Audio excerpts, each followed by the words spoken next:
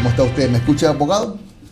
Le escucho muy bien, Jimmy. Muchas gracias por la invitación. Un Perfecto. gusto estar en el Mire, programa. inicialmente lo habíamos invitado para hablar de esto que planteaba el gobierno y era que que estaban corriendo los 30 días para que por Ministerio de la Ley ya sea, redundo, ley de la República, pues el proyecto Creando Oportunidades. Anoche en su intervención el presidente Lasso ya cambió la figura y habló ya de dividirlo en 3 cuerpos.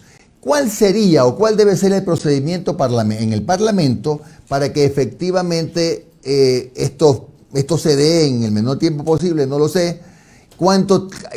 No sé si a 1 o a 2 les puede dar carácter de urgente, a cuáles no. ¿Cómo analiza usted el tema, abogado Muñoz? Gracias, Jimmy. Yo quiero hacer primero referirme a un asunto. Aquí es muy importante hablar del tema de la seguridad jurídica. Uh-huh. El presidente Lasso, en primer lugar, se refirió a que corrían los tiempos. Es muy importante que haya desistido de esta opción. ¿Y por qué? Porque la decisión del CAL, si bien puede ser controvertida respecto a su posición sobre la unidad de materia, el acto jurídico de no calificar, que ese es el acto jurídico, no devolver es la consecuencia de no calificar, Uh-huh. es un acto jurídico absolutamente válido. Ya. Entonces no podemos, el presidente de la República, decir no estoy de acuerdo y el plazo sigue corriendo, porque eso genera una inseguridad jurídica gravísima para el Ecuador.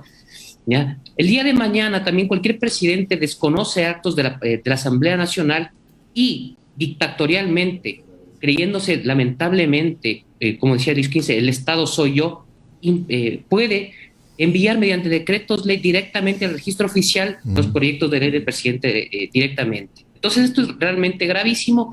Considero un acierto el presidente de la República haber desistido de esta opción y corregir los errores que tenía el proyecto de ley creando oportunidades, tanto en la forma, como era el tema de la unidad de materia, que, como digo, puede ser discutido, para unos constitucionalistas o para unos abogados puede haber cumplido, para otros no, como en el fondo, que él mismo lo reconoció ayer en el tema en la parte laboral, otras partes en la parte impositiva, en la parte fiscalista tributaria, y los va a corregir. Ahora, en la pregunta que usted me acaba de formular este momento, claro, el presidente de la República va a enviar 3 proyectos. Uno en la parte tributaria, que lo puede ingresar inmediatamente como proyecto de ley urgente económica. La Asamblea Nacional tendrá el plazo de 30 días para aprobarlo, para negarlo, para modificarlo y aprobarlo, y podrá ir directamente a objeción parcial por parte del presidente de la República. Ya. En la parte laboral, en mi criterio, debería ingresarlo por vía ordinaria. Sería lo correcto. ¿Por qué?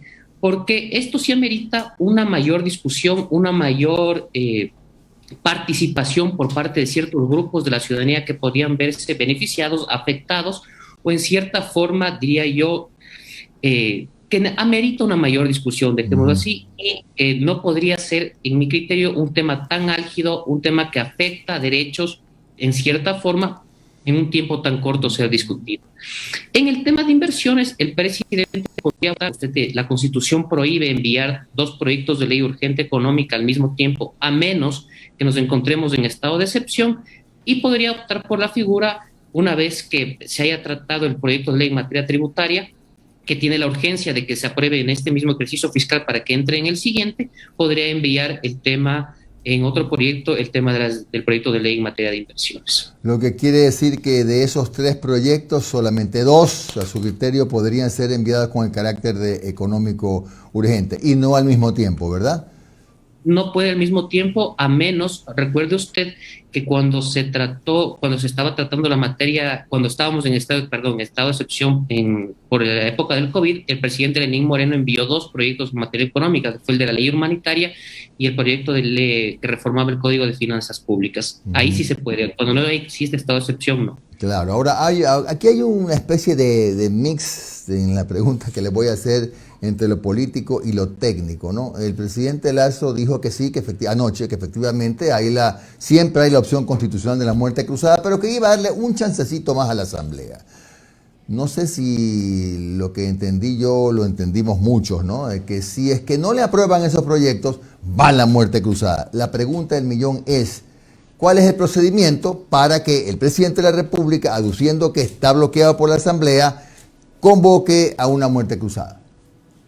A mí en lo personal, esto es una opinión estrictamente personal, no me gustó para nada el comentario del presidente, sonó más bien a una opinión gerencial. Uno le da la oportunidad a sus empleados, a sus gerentes. La Asamblea Nacional, si bien la muerte cruzada es una opción democrática porque consta en la Constitución, se da en unas circunstancias estrictas, lamitosas y, ¿cómo se llama?, de última instancia, tal cual están establecidas en la Constitución, tanto por parte del presidente de la República en el artículo 148 por tres circunstancias que se han conversado bastante estos días. La primera, cuando existe, ¿cómo se llama?, un bloqueo constante al Plan Nacional de Desarrollo, cuando la Asamblea Nacional la niega bastante. En ese caso, no necesita dictamen de la Corte Constitucional, al igual que cuando existe una grave crisis o conmoción interna. En el único caso que existe dictamen de la Corte Constitucional es cuando la Asamblea Nacional se ha arrogado funciones que no le competen constitucionalmente.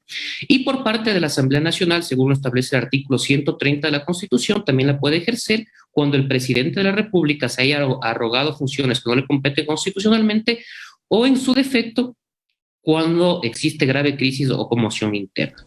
En estos casos, por ejemplo, cuando el presidente de la República es quien la aplica, la puede hacer directamente en los dos últimos causales, o en su defecto, previo dictamen de la Corte Constitucional, cuando considera que la Asamblea Nacional se haya arrogado funciones. De igual forma, del otro lado, previo dictamen cuando considera la Asamblea Nacional que el presidente se ha arrogado funciones, o en grave crisis política o conmoción interna, simplemente con una resolución de la Asamblea Nacional. Es de manera directa.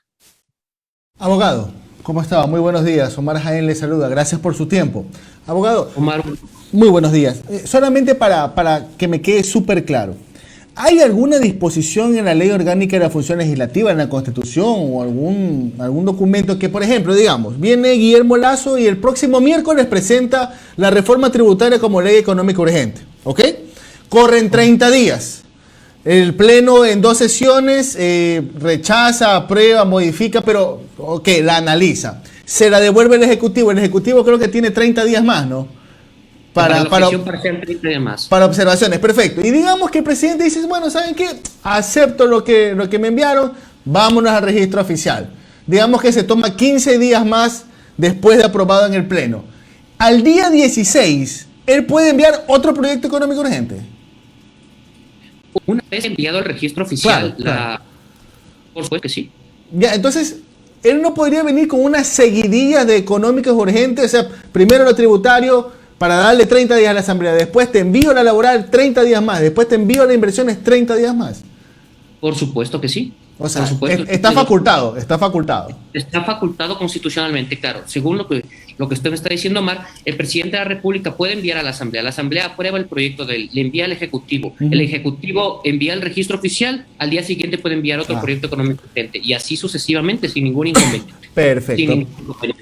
Oye, pero, abogado, usted que también es asesor legislativo en la actualidad, también de por medio está la proforma presupuestaria, pues, ¿no? Por supuesto. Que eso, ¿cuándo es que tiene que llegar? ¿En octubre, no? ¿O en noviembre? ¿Este mes o en noviembre? Octubre y noviembre. Ya, oiga, estamos tan focalizados en el tema de la ley de creando que nos estamos olvidando de la proforma del próximo año, que ese ya es 100% elaborado por el gobierno de Guillermo Lasso, ¿verdad?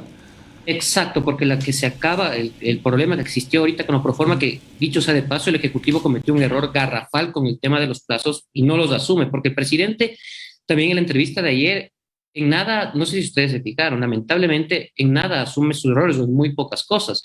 Pero en el tema de la proforma no es que existió un bloqueo por parte de la Asamblea, sino que el presidente quiso adoptar los plazos del Código Orgánico Administrativo cuando tenía que ceñirse a los plazos establecidos en la Constitución. No sé si tengo tiempo para explicar esto porque es importante. El presidente de la República quería adoptar los plazos establecidos en el Código Administrativo, que dice que los días se cuentan cuando la ley habla en días, solo establece días hábiles. Cuando los plazos constitucionales son claros y adopta para todos los días, es decir, feriados, sábado, domingo, fines de semanas. ¿Por qué es importante esto? Porque si adoptáramos la concepción jurídica que le han dicho al presidente de la República, a sus asesores jurídicos, tendríamos que contar en días no hábiles, o más bien dicho, en días hábiles, todos los plazos constitucionales. Es decir, para los proyectos de urgente económicos ya no serían 30 días, sino solamente días hábiles. Para las objeciones parciales ya no serían 30 días plazo, sino solamente días hábiles. Ya no serían para las objeciones por inconstitucionalidad días hábiles, perdón, días plazo, sino solamente días hábiles. Entonces eso no tiene ningún sentido. Ya no serían para los estados de excepción 30 días, sino solamente días hábiles. Abogado. Porque no es que solamente termino con esto, ya no es que solamente aplicaría para la proforma, sino para todos los plazos constitucionales la concepción del Ejecutivo. Okay. Abogado, permítame una sola antes de darle el paso a Londra que está ahí que pide paso urgente. Voy a pensar extremadamente mal, extremadamente maquiavélico. El anuncio ayer del presidente es solamente para hacer dormir a la Asamblea. Dejo que llegue el miércoles de la próxima semana y envío a registro oficial la ley creando oportunidades. ¿Qué escenario jurídico se presenta en ese momento? Ojo, estoy presentando un escenario de su propia inspiración, de mi inspiración maquiavélica. ¿Qué pasaría en ese escenario? Yo analizo tres posibilidades, desde lo jurídico, desde lo político y lo más grave desde lo social.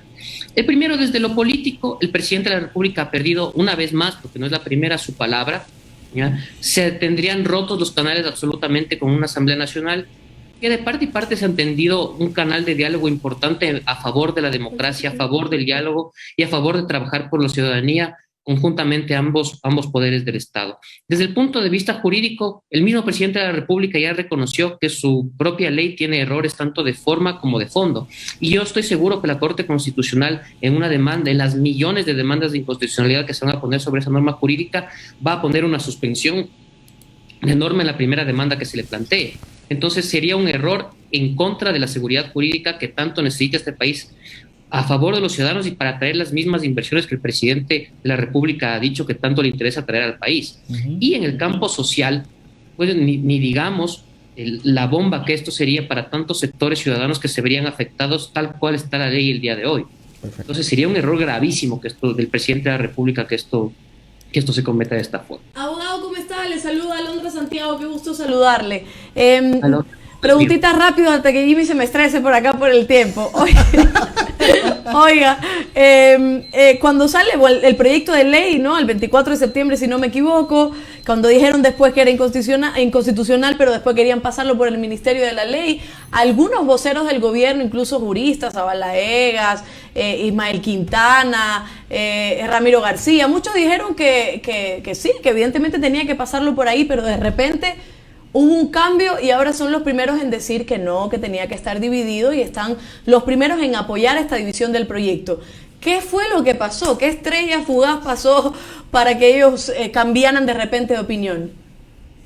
La verdad, yo no entiendo jurídicamente ese tipo de cambios. Más principalmente Ramiro García, que fue el que primero dijo que el CAL no tenía ninguna facultad para no calificar el proyecto, cuando la ley es clarísima.